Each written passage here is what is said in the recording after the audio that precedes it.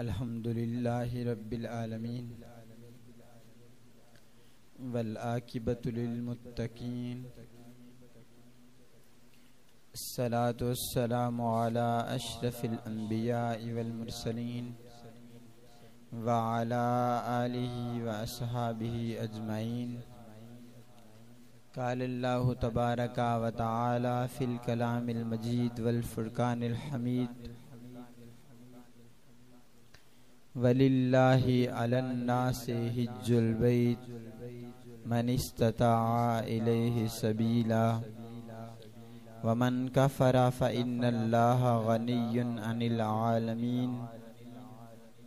صدق الله العظيم وبلغنا رسوله النبي الكريم الأمين ونحن على ذلك لمن الشاهدين والشاكرين والحمد لله رب العالمين. قال الله تبارك وتعالى في شان حبيبه مخبرا وآمرا: إن الله وملائكته يصلون على النبي يا أيها الذين آمنوا صلوا عليه وسلموا تسليما. الصلاة والسلام عليك يا سيدي يا رسول الله وعلى آلك وأصحابك يا سيدي يا حبيب الله. الصلاة والسلام عليك يا سيدي يا رسول الله وعلى آلك وأصحابك يا رحمة للعالمين. مولاي صل وسلم دائما أبدا على حبيبك خير الخلق كلهم. يا رب بالمصطفى بلغ مقاصدنا واغفر لنا ما مضى يا واسع الكرم.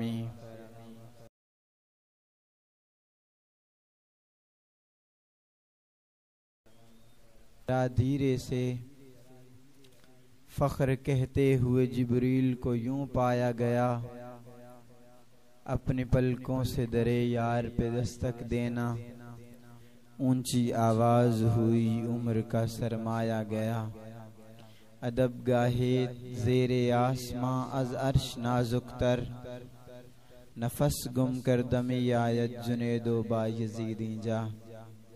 نہایت ہی واجب الاحترام بزرگوں دوستو، اللہ رب العزت کا کروڑ مرتبہ شکر ہے جس مالک کائنات خالق کائنات نے اشرف المخلوقات بنا کر حضور نبی مکرم شفیع معظم سرور عالم صلی اللہ علیہ وآلہ وسلم کا امتی بنائے.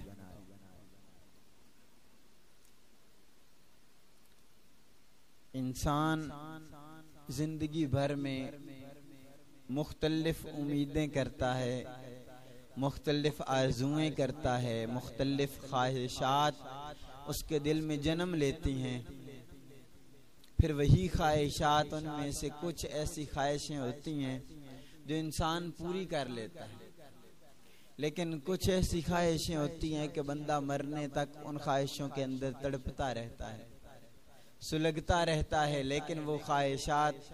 پوری نہیں ہو سکتی. تو اگر خواہشات اچھی ہو جائیں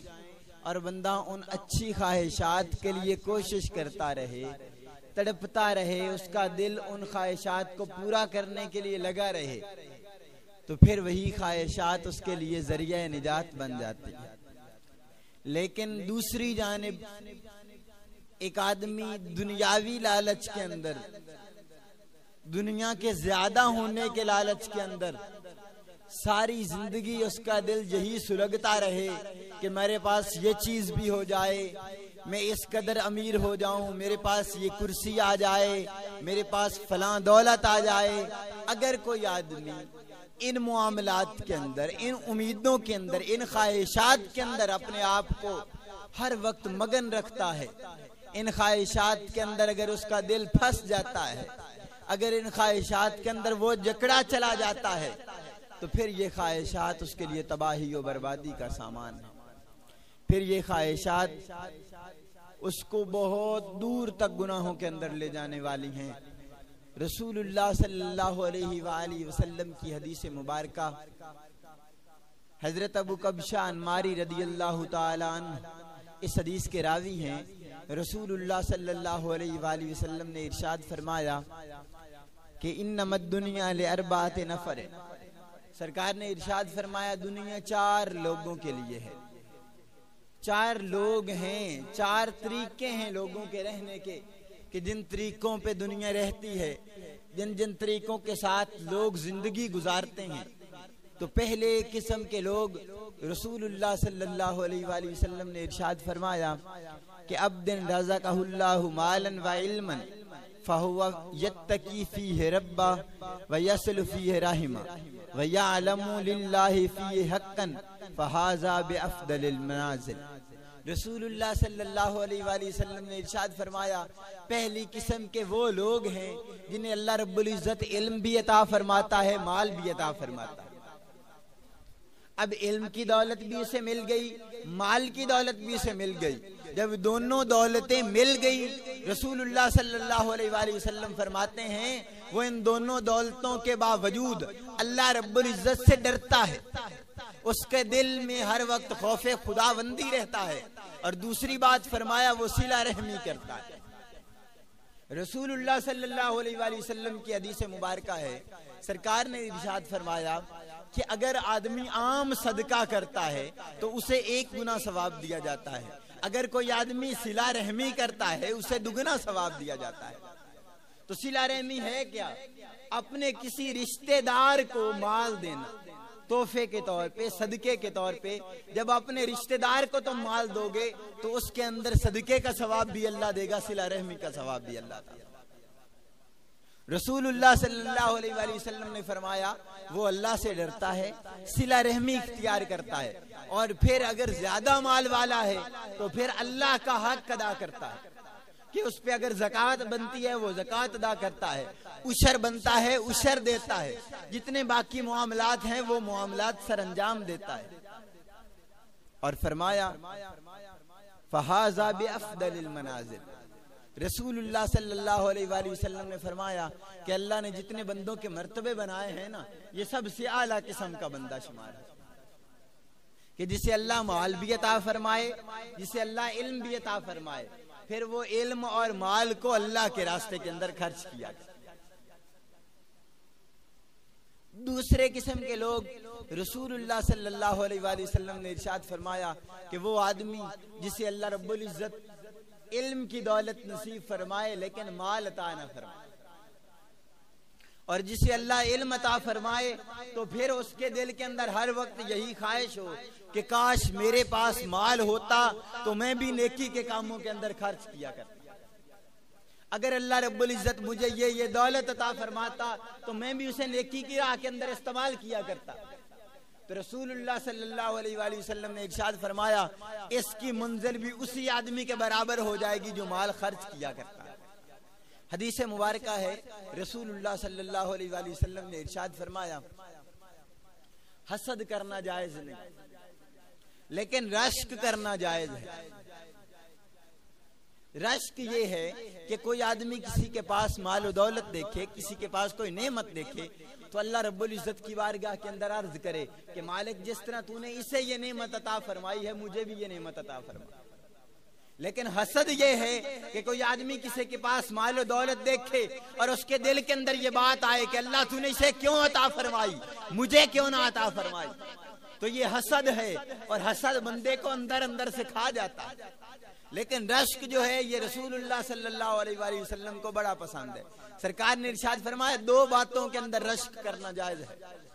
صحابہ نے عرض کی یا رسول اللہ وہ 2 باتیں کون سی ہیں؟ رسول اللہ صلی اللہ علیہ وآلہ وسلم نے ارشاد فرمایا ایک وہ آدمی جسے اللہ نے علم قرآن عطا فرمایا ہو اور وہ دن رات بیٹھ کے قرآن کی دولت تقسیم کر رہا ہو، فرمایا اس آدمی پہ رشک کرنا جائز ہے کہ یا اللہ جس طرح تو نے اسے علم قرآن عطا فرمایا مجھے بھی علم قرآن عطا۔ اور دوسرا فرمایا اس آدمی پہ رشک کرنا جائز ہے کہ جسے اللہ رب العزت دنیا کی دولت عطا فرمائے اور وہ دنیا کی دولت دین کے کھاتے میں ڈال دے، وہ دنیاوی مال کو دین کے لیے استعمال کرنا شروع کر دے، فرمایا اس آدمی پہ بھی رشک کرنا جائز۔ تیسری قسم کے لوگ جو رسول اللہ صلی اللہ علیہ وآلہ وسلم نے ارشاد فرمایا، حدیث مبارکہ ہے، سرکار نے فرمایا وَعَبْدٍ رَزَقَهُ اللَّهُ مَالًا وَلَمْ يَرْزُقْهُ عِلْمًا، فرمایا لیکن علم عطا نہ فرمایا، اور پھر وہ فرمایا لیکن علم عطا نہ فرمایا، اور پھر وہ اپنے مال کو دنیا داری کے کاموں کے اندر ضائع کرنا شروع کر دیا، دنیاوی خرافات کے اندر اس اپنے مال کو ضائع کرنا شروع کر دے، اور اس مال کے اندر نہ تو وہ صدقہ دیا کرے، نہ زکوٰۃ دیا کرے، نہ صلہ رحمی کیا کرے۔ تو رسول اللہ صلی اللہ علیہ وآلہ وسلم نے ارشاد فرمایا فَهَذَا بِأَخْبَثِ الْمَنَازِلِ، یہ سب سے گھٹیا لوگ ہیں کہ جسے اللہ مال عطا فرمائے لیکن علم نہ عطا فرمائے، اور پھر وہ اپنے مال کے اندر نہ اللہ کا حق ادا کیا کرے، نہ بندوں کا حق ادا کیا کرے، تو وہ گھٹیا ترین لوگوں میں سے۔ اور آخری رسول اللہ صلی اللہ علیہ وآلہ وسلم نے ارشاد فرمایا وَعَبْدٍ لَمْ يَرْزُقْهُ مَالًا وَلَا عِلْمًا، کہ ایک وہ آدمی ہے کہ جسے اللہ رب العزت نہ مال عطا فرمائے نہ علم عطا فرمائے، اور پھر وہ اپنے دل کے اندر بڑی بڑی خواہشات رکھ کے بیٹھا ہو کہ اگر اللہ مجھے دنیا کی دولت دیتا تو میں اس کے ذریعے دنیاوی یہ کام کرتا، میں اس کے ذریعے یہ کام کیا کرتا، میں اس کے ذریعے یہ کام کیا کرتا۔ وہ دل کے اندر دنیاوی خواہشات رکھ کے بیٹھا، اس کے دل کے اندر بہت بڑی لمبی لمبی امیدیں ہوں دنیاوی، تو فرمایا یہ بھی اسی آدمی کے ساتھ ہے جسے اللہ نے مال دیا اور دنیاوی کاموں میں خرچ کرتا۔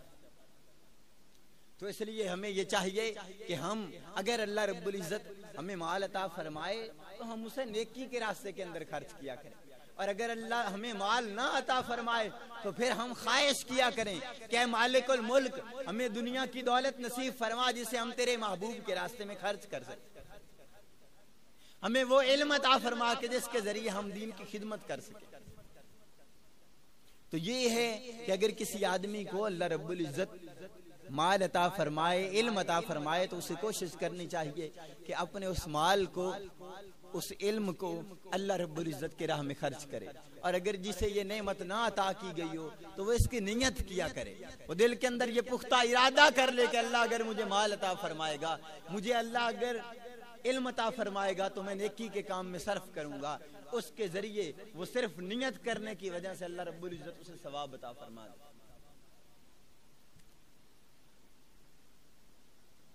اور انہی نیک کاموں کے اندر، انہی خوبصورت نیتوں کے اندر، ان خوبصورت خواہشوں کے اندر ایک خواہش زیارت حرمین شریفین ہے۔ رسول اللہ صلی اللہ علیہ وآلہ وسلم کے در کی زیارت کرنا، بیت اللہ شریف کا طواف کرنا، یہ سب سے خوبصورت زیارتوں میں سے زیارتیں ہیں، یہ سب سے خوبصورت نیتوں میں سے نیتیں ہیں۔ نیازی صاحب فرمایا کرتے تھے کہ اس آس پہ جیتا ہوں، کہہ دے کوئی یہ آ کر، چل تجھ کو مدینے میں سرکار بلاتے ہیں۔ یہ دل کے اندر یہ خواہش پیدا ہو جائے، دل کے اندر یہ ہر وقت لگن رہے کہ مجھے بھی رسول اللہ صلی اللہ علیہ وآلہ وسلم اپنے در پہ حاضری کی توفیق عطا فرما دیں،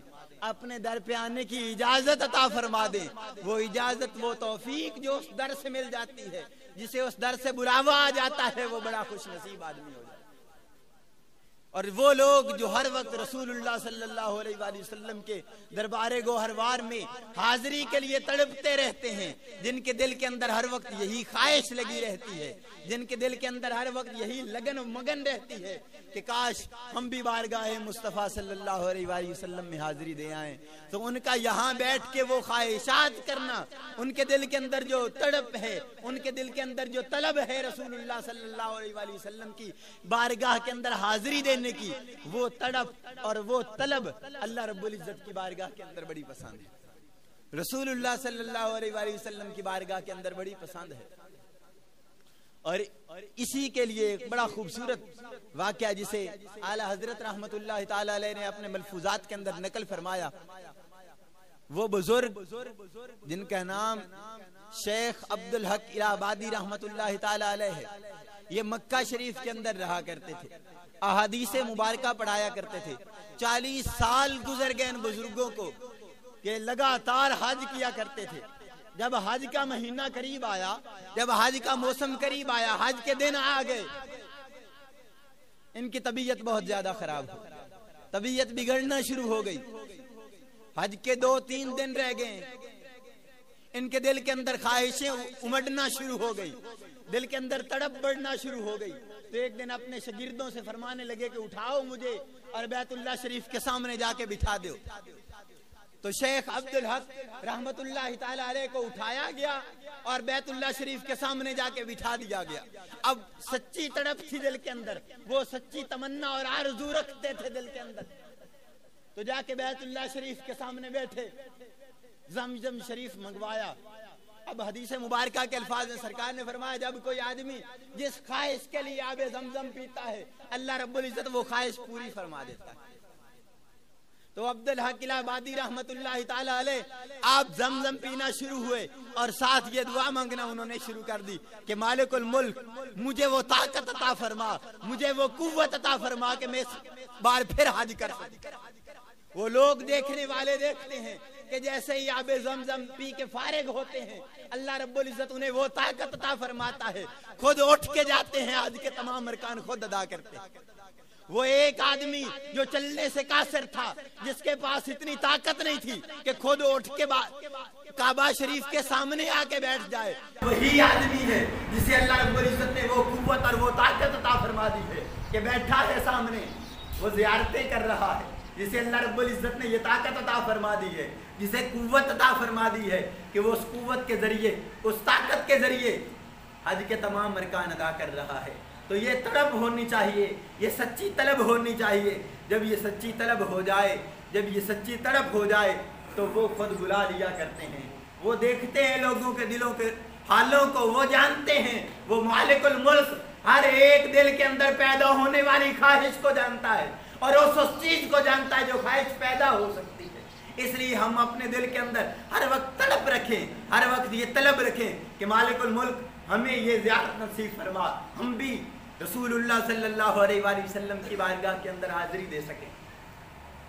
ہم بھی بیت اللہ شریف کا طواف کر سکیں، ہم بھی وہ فرض حج، وہ فرض رکن جو ہمارے اوپر لازم ہے، اللہ ہمیں بھی توفیق عطا فرمائے تاکہ ہم وہ فرض ادا کر سکیں۔ لیکن یاد رکھیں جب بھی کوئی کام کیا جاتا ہے، جب بھی کوئی عمل کیا جاتا ہے تو اس عمل کرنے سے پہلے، اس کام کرنے سے پہلے اس کی کچھ تیاریاں کرنا ضروری ہوتی ہیں، اس کی تیاریاں کرنا ضروری ہوتی ہیں۔ تو اس کی تیاریوں کے لیے جو خوبصورت طریقے، جو خوبصورت چیزیں رسول اللہ صلی اللہ علیہ وآلہ وسلم کی طرف سے بیان کی گئی، جو علماء کرام کی طرف سے جو خوبصورت چیزیں بیان کی گئی، ہمیں ان چیزوں پہ غور کرنا چاہیے۔ سب سے پہلی بات اور سب سے اعلیٰ بات کہ جس چیز کی ضرورت ہے تیاری کرنے کے لیے، رسول اللہ صلی اللہ علیہ وآلہ وسلم کی بارگاہ میں حاضری دینے کے لیے، بیت اللہ شریف کا حج کرنے کے لیے سب سے زیادہ جس چیز کی ضرورت ہے وہ اخلاص ہے۔ کہ اگر ہمارے دلوں کے اندر اخلاص پیدا ہو جائے، اگر ہمارے دلوں کے اندر ریاکاری ختم ہو جائے ہمارے دلوں سے، تو پھر ہماری ہر عبادت قبول و منظور ہے۔ لیکن اگر دل کے اندر اخلاص نہ ہو، ہر وقت ریاکاری ہو، ہر وقت لوگوں کے لیے دکھلاوا ہو، تو پھر ہم جتنے نیک عمل چاہے کرتے رہیں، ہمارے کسی عمل کی کوئی اوقات نہیں، ہمارا کوئی عمل بھی قابل قبول، قابل منظور نہیں ہے۔ منظوری اور مقبولی اسی وقت ہوتی ہے کہ جب بندہ اللہ رب العزت کی بارگاہ کے لیے سارے عملوں کو اللہ کے لیے کر دے، اپنی ہر ایک نیت کو، اپنے ہر ایک عمل کو، اپنی نیت اور عمل کے قبلہ کو اللہ کے لیے کر لے، اپنے ہر ایک عمل کے نیت کو رسول اللہ صلی اللہ علیہ وآلہ وسلم کے لیے کر لی۔ جب اس کی نیت اللہ کے لیے ہو جائے گی، جب اخلاص اللہ کے لیے ہو جائے گا، جب اس کے دل کے اندر سے ریاکاری ختم ہو جائے گی، جب دکھلاوا ختم ہو جائے گا، تو پھر اس کا چھوٹا چھوٹا عمل اللہ رب العزت کی بارگاہ میں قبول ہو جائے گا۔ اس کے ہر ایک عمل کی ویلیو بڑھ جائے گی، اس کے ہر ایک عمل کی اوقات زیادہ ہو جائے گی، اس کے ہر ایک عمل کا ثواب زیادہ ہو جائے گا۔ لیکن جب عمل کرے گا لوگوں کو دکھلانے کے لیے، جب اس کے دل کے اندر یہ ہوگا کہ اگر میں حج کر کے آؤں گا تو لوگ مجھے حاجی صاحب کہیں گے، الحاج کہیں گے، تو پھر اس حج کی کوئی اوقات نہیں، اس حج کی کوئی قبولیت نہیں۔ حج تو یہ کہ بندہ جائے تاکہ اس کے سارے گناہ معاف کر دیے جائیں، تاکہ اللہ رب العزت کی بارگاہ کے اندر وہ مقبول و منظور ہو جائے، تاکہ اس کے پچھلے سارے گناہ ختم ہو جائیں۔ اب وہ اس طرح ہو جائے جس طرح اس کے سر پہ کوئی گناہ نہیں، اب وہ صاف ستھرا ہو کے آئے اور پھر اللہ رب العزت کی عبادت کے اندر مصروف ہو جائے، اللہ رب العزت کے لیے عمل کرنے میں مگن ہو جائے۔ وگرنہ رسول اللہ صلی اللہ علیہ وآلہ وسلم کی حدیث مبارکہ ہے، حضرت ابو سعید فضالہ انصاری رضی اللہ تعالیٰ عنہ اس حدیث کے راوی ہیں، فرماتے ہیں قیامت کے دن میں کوئی شک نہیں، رسول اللہ صلی اللہ علیہ وآلہ وسلم نے فرمایا قیامت کے دن کے اندر کوئی شک نہیں، جب سارے لوگ جمع ہوں کے بارگاہ رب العزت کے اندر حاضر ہوں گے تو پھر اللہ رب العزت کی طرف سے یہ اعلان کیا جائے گا کہ من کانا اشرک فی عملہ للہ احدا فلیطلب ثوابہ من عند غیر اللہ۔ فرمایا اللہ رب العزت کی طرف سے یہ اعلان کیا جائے گا کہ دنیا کے اندر جو کوئی آدمی اللہ رب العزت کے علاوہ لوگوں کو دکھانے کے لیے عمل کرتا تھا، کہ جس کے اندر یہ خواہش تھی، جس کے دل کے اندر یہ ہر وقت لالچ رہتا تھا کہ لوگ مجھے دیکھیں، لوگ سمجھے کہ یہ بڑا نیک آدمی ہے، تو فرمایا جب کوئی آدمی اس وجہ سے نیکی کرتا تھا، اس وجہ سے نیک عمل کیا کرتا تھا، تو کل قیامت والے دن اللہ کی طرف سے اعلان کیا جائے گا اور اسے کہا جائے گا کہ جاؤ جس کے لیے کام کیا کرتے تھے آج جا کے اسی سے اپنے کام کا اجر طلب کرو، جاؤ جس کو دکھانے کے لیے یہ کام کیا کرتے تھے آج اسی سے اس کے لیے اس کا ثواب طلب کرو۔ تو یاد رکھو جب کوئی آدمی اللہ کے لیے کام کرنا شروع کر دے، اللہ کے لیے اپنی نیت کو خالص کر لے، تو پھر اس کے ہر کام کے اندر اللہ رب العزت برکتیں پیدا فرما دیتا ہے، اللہ رب العزت رحمتیں پیدا فرما دیتا ہے۔ رسول اللہ صلی اللہ علیہ وآلہ وسلم کی حدیث مبارکہ ہے، حضرت انس بن مالک اس حدیث کے راوی ہیں، رسول اللہ صلی اللہ علیہ وآلہ وسلم نے ارشاد فرمایا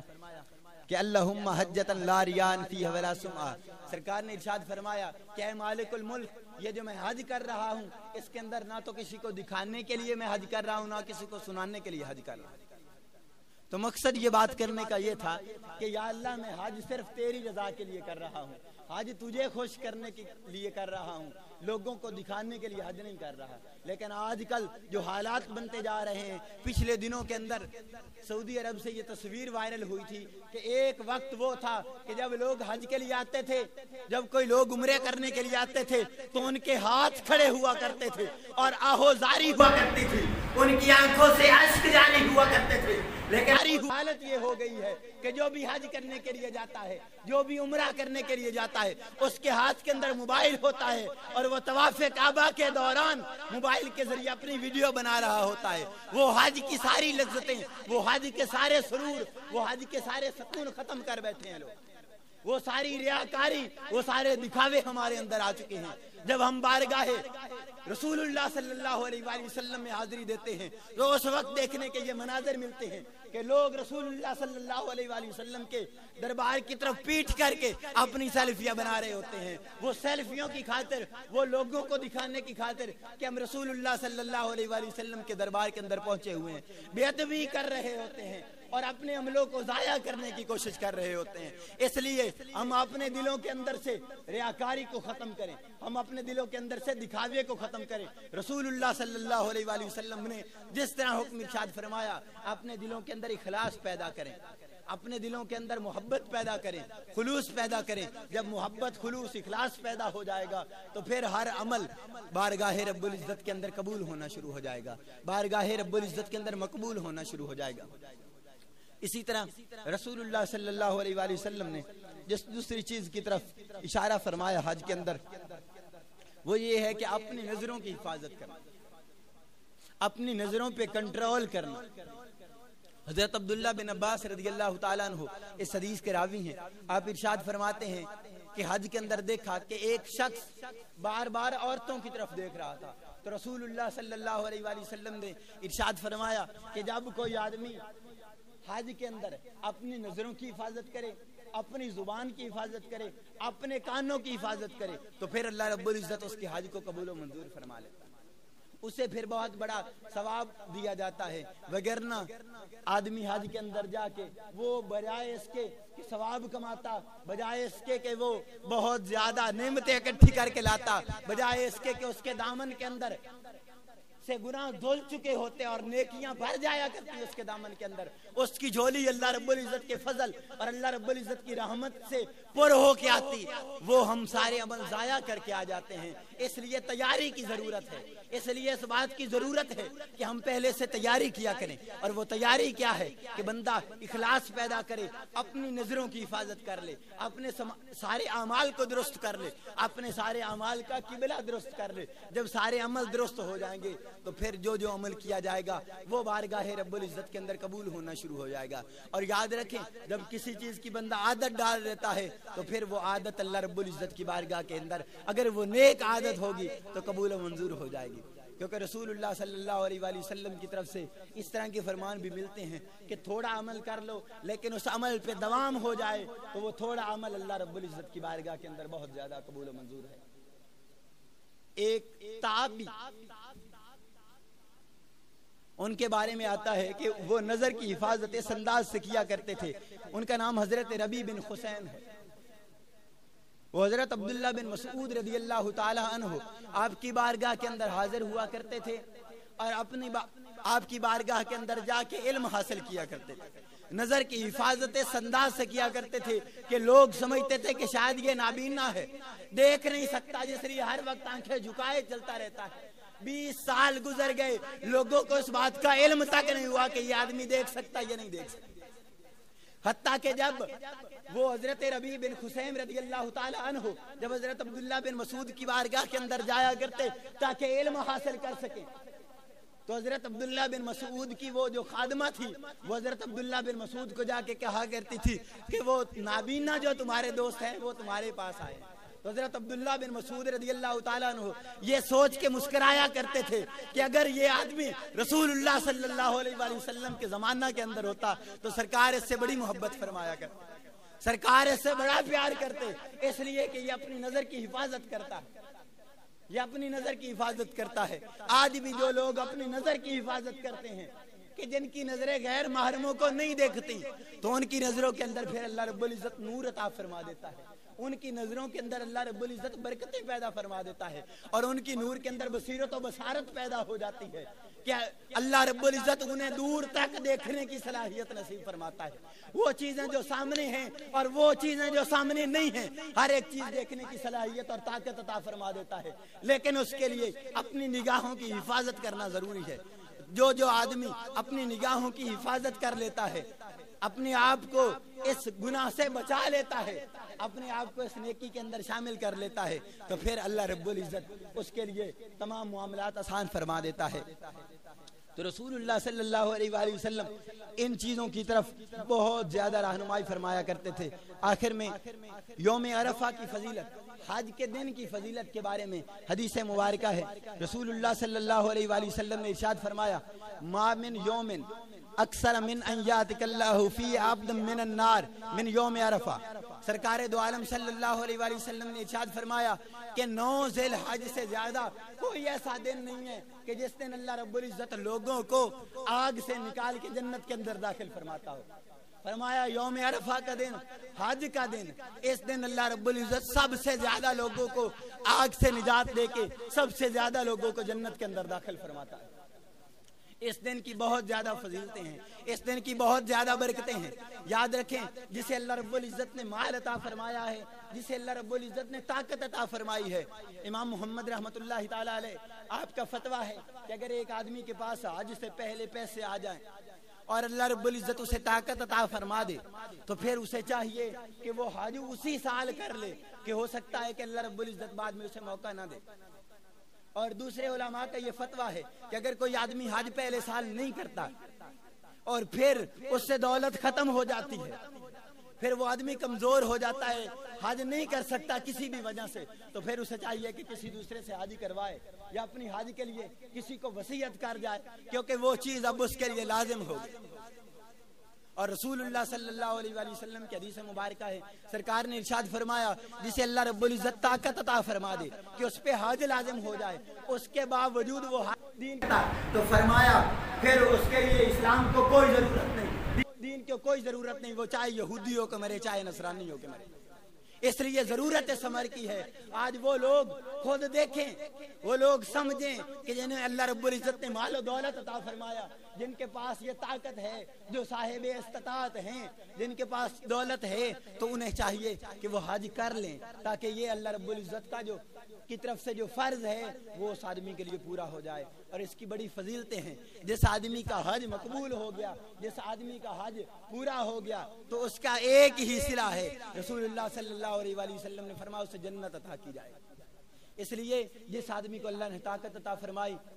وہ ضرور حج کرے. اللہ رب العزت کی بارگاہ کے اندر دعا ہے کہ اللہ رب العزت ہمیں بھی توفیق عطا فرمائے, ہمیں بھی طاقت عطا فرمائے, تاکہ ہم بھی اس فرض کو پورا کر سکیں. وما علینا الا البلاغ المبین.